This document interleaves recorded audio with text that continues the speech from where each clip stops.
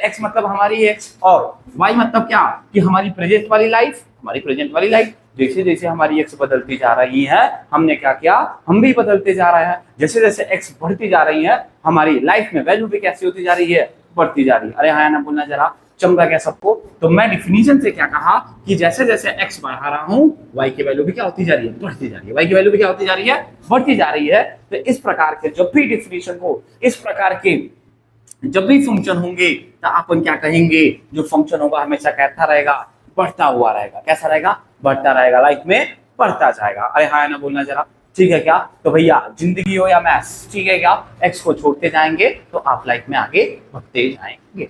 Clear है क्या? अब दूसरी बात, लाइफ हो या फिर मैथ्स दोनों सेम चीज है क्या? कैसे? अगर हमारे लाइफ में कोई भी चीज पॉजिटिव चेंज हो रहा होगा, कैसा चेंज हो रहा होगा, पॉजिटिव चेंज हो रहा होगा, तो अपन बढ़ रहे होंगे क्या? अरे बढ़ रहे होंगे ना लाइफ में। अच्छा, अगर हमारे लाइफ में क्या निगेटिव चेंज हो रहा होगा, कैसा चेंज हो रहा होगा, कुछ निगेटिविटी चेंज हो रही होगी, तो अपन क्या कर रहे होंगे, लाइफ में डिक्रीज कर रहे होंगे क्या? तो इसीलिए मैंने क्या कहा, मैथ्स और लाइफ दोनों वॉरियर्स। तो कैसे हैं आप लोग? थीटा 5 क्लासेस के यूट्यूब चैनल में आपका स्वागत है। तो आज अपन को क्या पढ़ना है, आज एओडी यानी एप्लीकेशन ऑफ डेरिवेटिव का दूसरा मॉड्यूल पढ़ना है। और दूसरे मॉड्यूल में अपन मचक के क्या पढ़ रहे होंगे, इंक्रीजिंग एंड डिक्रीजिंग फंक्शन के बारे में।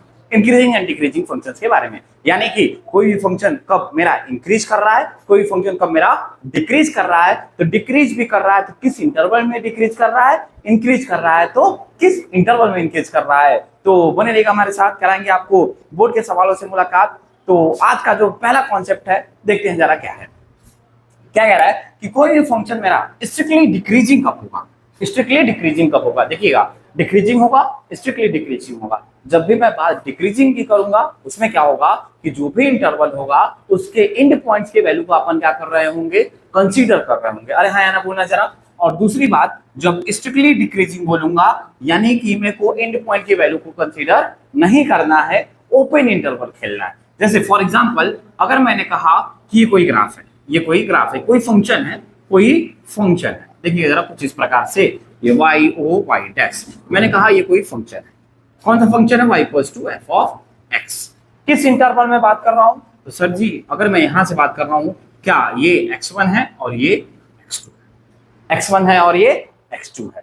तो अगर मैं इस पे लाइन पे बात करूं तो ये वाला जो वैल्यू होगा क्या होगा सर, ये वाला fx2 हो जाएगा और ये वाला क्या हो जाएगा, f of x1।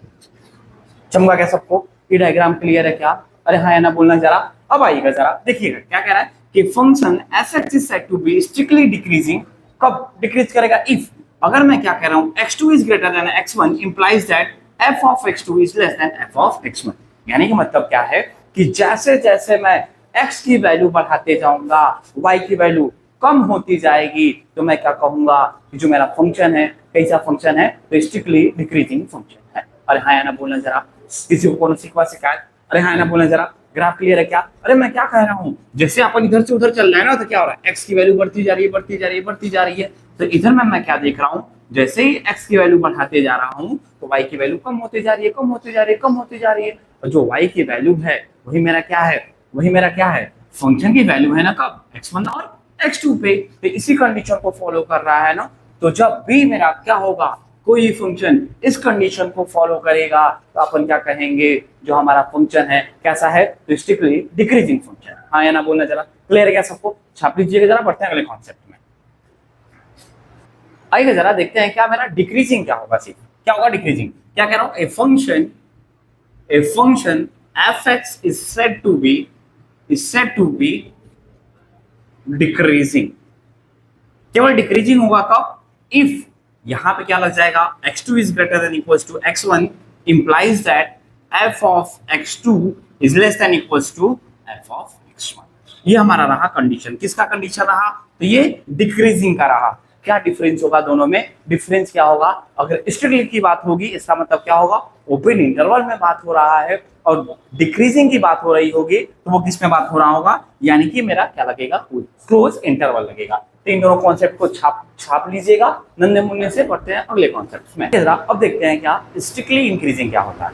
Strictly increasing मतलब क्या कह रहा है, a function fx is said to be increasing if if x2 is greater than x1, क्या कह रहा है भैया कि जैसे जैसे अपन क्या कर रहे हैं x बढ़ाते जा रहे हैं तो y की वैल्यू पे क्या इफेक्ट पड़ रहा है, अरे जैसे जैसे हमारा x बदलता जा रहा है तो हम पे क्या प्रभाव पड़ रहा है, तो अपन उसके बारे में देखेंगे। ठीक है ना, क्या कह रहा हूँ भैया, जैसे x2 is greater than x1 implies that the f of x2 is greater then f of x1। अरे हाँ ना बोलना जरा, अगर ग्राफ से बात करूं तो कुछ इस प्रकार से मैं कहा ये मान लीजिए ग्राफ है, इसको नाम दिया x dash o y dash y और ये क्या हो जाएगा x। अरे हाँ ना बोलना जरा, चलिए जरा मैं कुछ इस प्रकार से ग्राफ की बात किया, इस प्रकार से बात किया।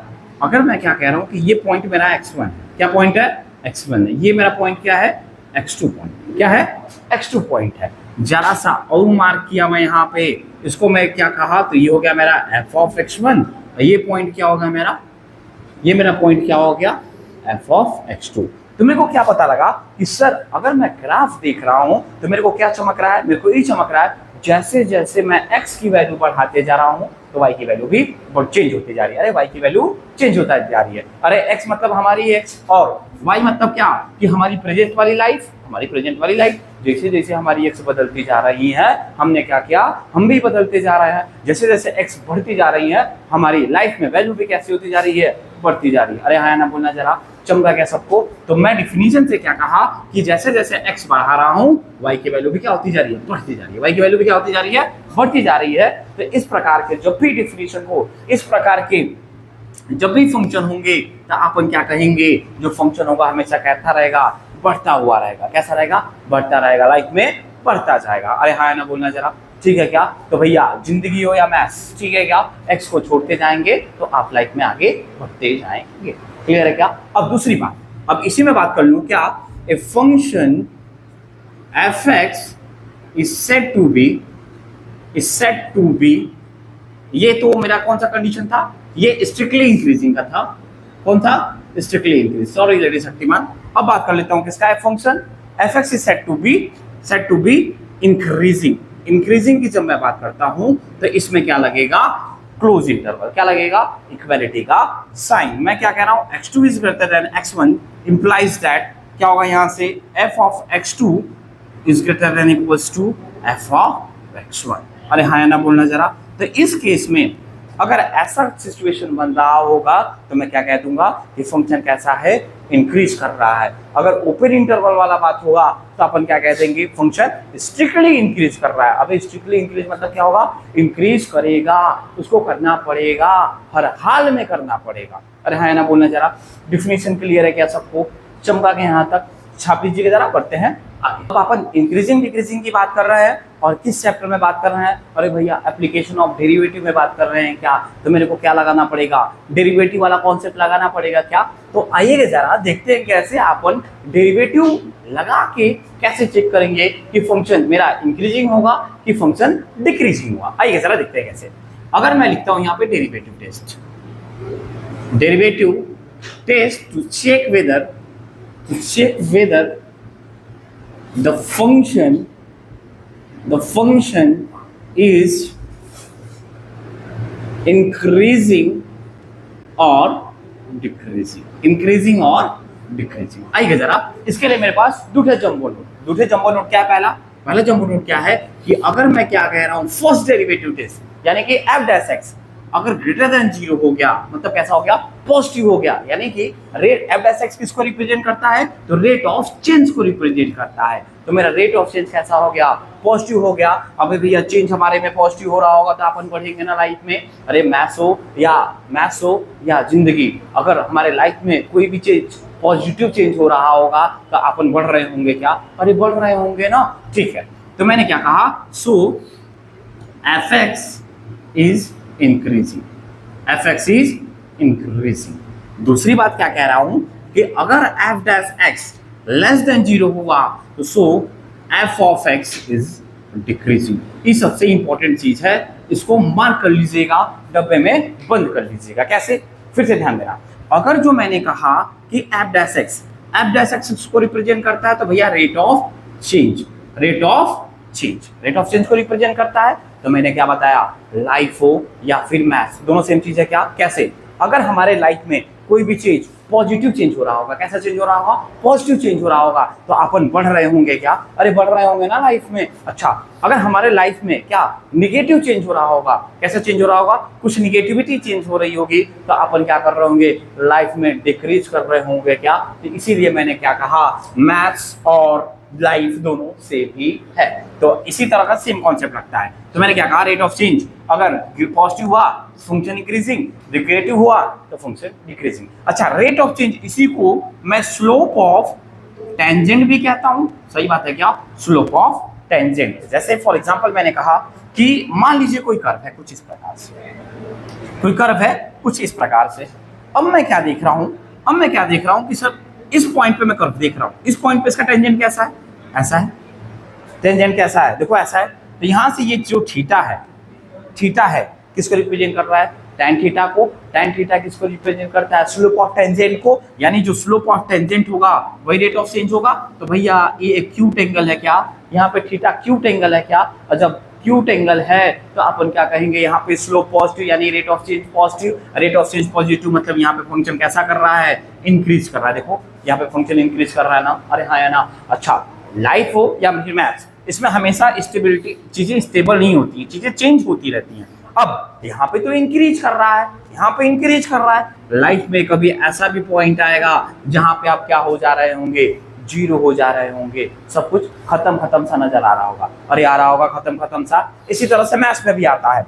वो जब मैथ्स में वो पॉइंट आता है तो मैथ्स में उस पॉइंट को अपन क्या कहते हैं? क्रिटिकल पॉइंट बोलते हैं। अबे क्या बोलते हैं? Critical point. यानी कि क्रिटिकल पॉइंट क्या होता है? वो पॉइंट जहां पे स्लोप ऑफ टेंजेंट क्या हो जाए? स्लोप ऑफ टेंजेंट क्या हो जाए? जीरो हो जाए। उसी को क्या बोलते हैं? Critical point. अच्छा, ज्योमेट्री में क्या कहेंगे कि the line which is parallel to the X axis, उसी को क्या बोलेंगे? The line which is parallel to the X axis. जब भी क्या हो, जो टेंजेंट होगा एक्स एक्सिस के पैरेलल हो जाएगा, तो मैं क्या कह दूंगा कि जो एफ डैश एक्स है यानी रेट ऑफ चेंज है वो कितना हो गया? जीरो। चमका गया यहां तक। अब आइएगा जरा, अब तीसरी बात कर लेता हूं। तीसरी बात, अगर मैं इस पॉइंट पे बात किया, तो ये जो एंगल है यहाँ पे, ये जो एंगल है, ये एंगल कैसा बना? थीटा बना। यहाँ पे थीटा कैसा बनता नजर आ रहा है? सर 90 से ज्यादा। अबे 90 से ज्यादा बन रहा है ना, यानी कि ऑब्ट्यूज एंगल बन रहा है क्या? और जब भी ऑब्ट्यूज बन रहा होगा तो tan थीटा कैसा हो रहा होगा? नेगेटिव हो रहा होगा क्या? जब tan थीटा नेगेटिव हो रहा होगा तो यानी कि स्लोप ऑफ टेंजेंट नेगेटिव, और जब स्लोप ऑफ टेंजेंट नेगेटिव तो रेट ऑफ चेंज नेगेटिव, और जब रेट ऑफ चेंज नेगेटिव तो भैया यहाँ पे फंक्शन क्या कर रहा होगा? डिक्लाइन फेज में होगा। तो फंक्शन डिक्रीज कर रहा होगा। देखिएगा जरा, तो यहाँ पे अपन क्या कह दिया कि भैया एक ही ग्राफ में सब कुछ दिखा दिया। तो दिखाया ना कि लाइफ और मैथ्स दोनों सेम है। अभी दोनों सेम है ना? अरे हाँ या ना बोल जरा। तो इस दोनों कॉन्सेप्ट को टीप लीजिएगा, बहुत ही इंपॉर्टेंट कॉन्सेप्ट है। इसी कॉन्सेप्ट को यूज करके अपन क्या खोल रहे होंगे? सवालों को। तो बने रहेगा हमारे साथ, कराएंगे आपको बोर्ड के सवालों के साथ और ऐसे ही मजेदार कॉन्सेप्ट से मुलाकात। जरा देखते हैं क्या अगला टर्म क्या है? Monotonic function. मोनोटोनिक मतलब क्या होता है? देखते हैं जरा। मोनो मतलब क्या? सिंगल। मोनो मतलब सिंगल। जैसे अपन मोनो मतलब एम से मैथ, एम से मोनोटोनिक, एम से मैथ, एम मतलब मोनोटोनिक। मोनो मतलब क्या होगा भैया? मोनो मतलब सिंगल बिहेवियर। अरे हाँ ना बोलना जरा। ठीक है, मैंने क्या कहा कि मोनोटोनिक फंक्शन मतलब क्या होगा?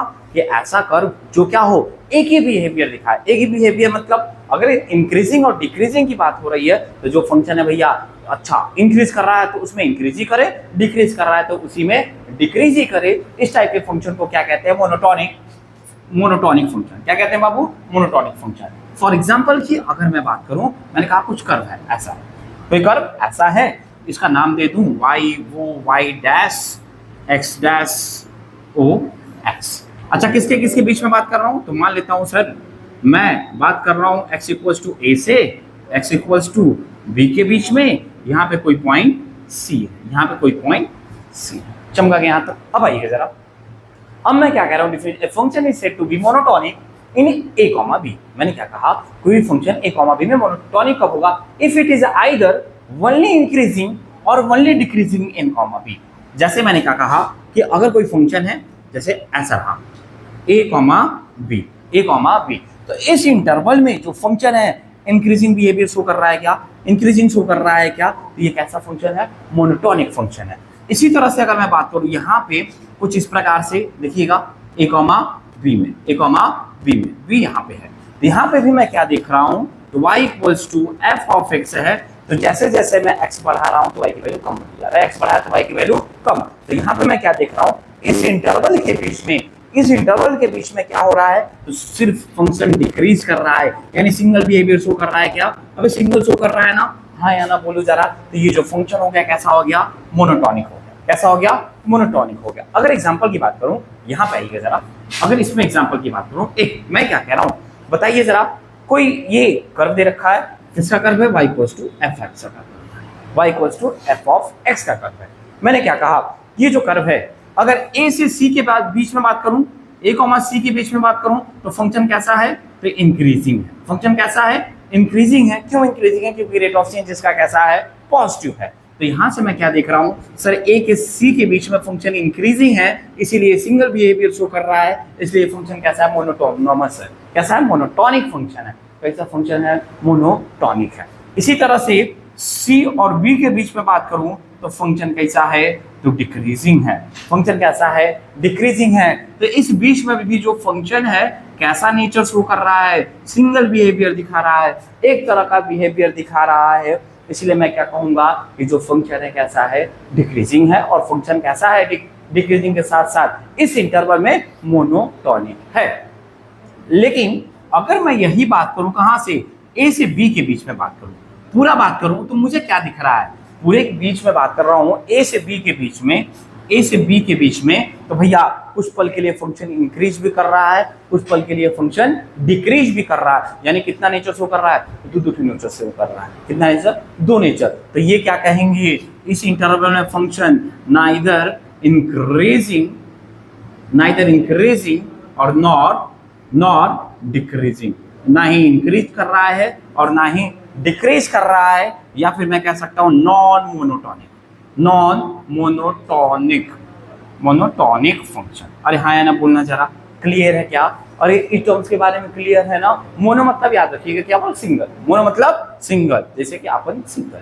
अरे हाँ ना बोलना जरा, छापिएगा जरा। बढ़ते हैं अगले छोटे से कॉन्सेप्ट में, जरा देखते हैं क्या, दो इंपॉर्टेंट है। कौन सा, क्रिटिकल पॉइंट और point of inflection. Critical point और point of inflection. Point of inflection बहुत अच्छी चीज है, कब, जब इंक्रीजिंग फेज में आ जाए तब। डिक्रीजिंग में आ जाएगा तो भैया अपन खत्म हो जाएंगे, क्या कहना पड़ेगा, टाटा बाय बाय कहना पड़ेगा। तो आइएगा जरा देखते हैं क्या क्रिटिकल पॉइंट। क्रिटिकल पॉइंट क्या होगा कि यहाँ पे जो स्लोप ऑफ टेंजेंट होगा, जो रेट ऑफ चेंज होगा, किसके बराबर हो जा रहा होगा, 0 के बराबर हो जाएगा। क्या कहेंगे,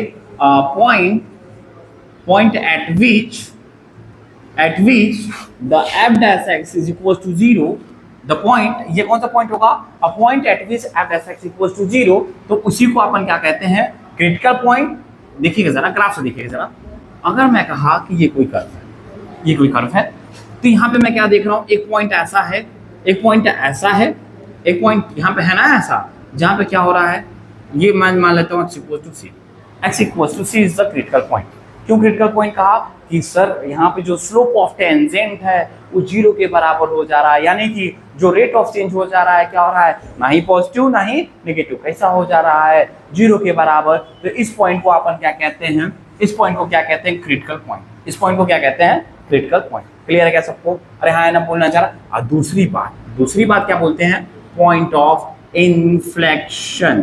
पॉइंट ऑफ इन्फ्लेक्शन बहुत मजेदार चीज है, बहुत ही मजेदार चीज है। मजेदार चीज क्या है कि ऐसा पॉइंट जिस पॉइंट पे कर्व अपना नेचर चेंज ना करे, जिस पॉइंट पे अपना कर्व अपना नेचर ना चेंज करे। नेचर चेंज ना करने का मतलब क्या हो रहा है, इंक्रीज कर रहा है तो इंक्रीज करता रहे, डिक्रीज कर रहा है भैया तो डिक्रीज करता रहे। ऐसा ही बोला, डिक्रीजिंग फेज में पॉइंट ऑफ इन्फ्लेक्शन ना ही आए तो अच्छा है, और आए ही ना भैया, आए अच्छा खराब का होता है, आए ही ना, आएगा तो भैया खराब हो जाएगा। इंक्रीजिंग फेज में आ जाएगा तो भैया मजा ही आ जाएगा, ठीक है ना। अब एक चीज और बता दूं आपको, क्या कि जो भी कर्व होगा, जो भी फंक्शन का कर्व होगा, ग्राफ होगा, वो हमेशा अपना नेचर, अरे भैया अपना नेचर बदलेगा ना, किसके अलॉन्ग बदलेगा, तो क्रिटिकल पॉइंट के अलॉन्ग बदलेगा, क्रिटिकल पॉइंट के अलॉन्ग में बदलेगा। सही बोला ना। यहाँ पे एक चीज लिख सकता हूं, क्या, कर्व चेंज देयर नेचर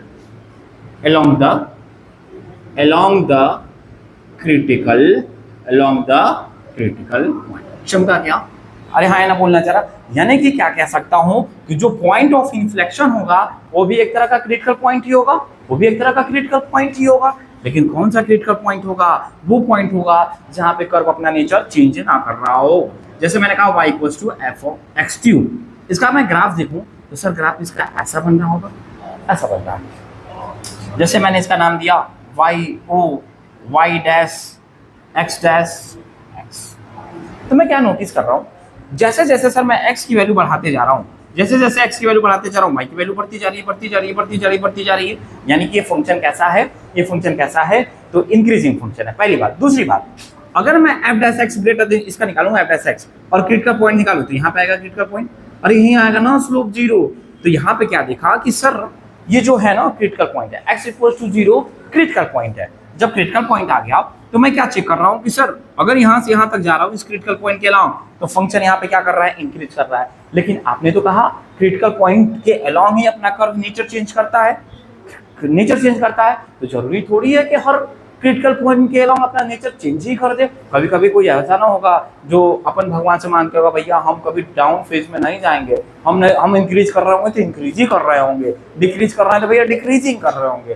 तो मैं क्या देख रहा हूँ, इस क्रिटिकल पॉइंट के अलावा बाद भी फंक्शन कैसा कर रहा है? इंक्रीज करता जा रहा है, इंक्रीज करता जा रहा है। तो मैंने क्या देखा? मैंने ये देखा, मेरे को तुरंत ये चमका, क्या चमका कि सर ये जो क्रिटिकल पॉइंट है ना, इसी पॉइंट को अपन क्या कहेंगे? Point of inflection, point of inflection.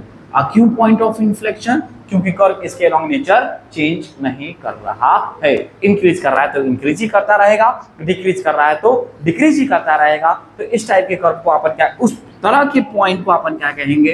Point of inflection. अगर मैं इसकी डेफिनेशन लिखना चाहूं तो क्या लिखूंगा? Those critical point, those critical point along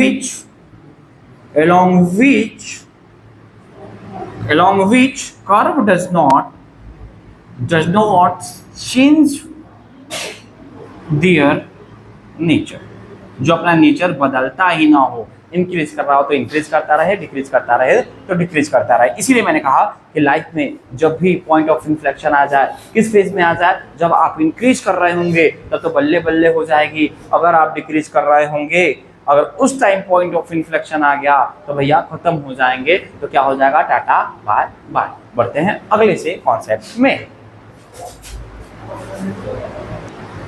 तो आज के मजेदार से लेक्चर में इतना ही। मिलते हैं अगले लेक्चर में। अगले लेक्चर में अपन क्या सीख रहे होंगे कि कैसे अपन पता करेंगे कि जो फंक्शन है इंक्रीज कर रहा है या फिर डिक्रीज कर रहा है, तो उसका प्रोसेस पता कर रहे होंगे। और क्या सीख रहे होंगे? Wavy curve. क्या सीख रहे होंगे? Wavy curve. अरे वेवी कर्व नहीं, वेवी कर्व सीख रहे होंगे, ठीक है ना। यानी कि वेवी कर्व को यूज करके हम कैसे पता कर रहे होंगे फंक्शन इंक्रीज कर रहा है कि डिक्रीज कर रहा है। तो मिलते हैं अगले से मजेदार लेक्चर में। और ऐसे मजेदार लेक्चर्स के लिए थीटा 5 क्लासेस को सब्सक्राइब कर लीजिएगा। मिलते हैं नेक्स्ट क्लास में। Tata bye bye.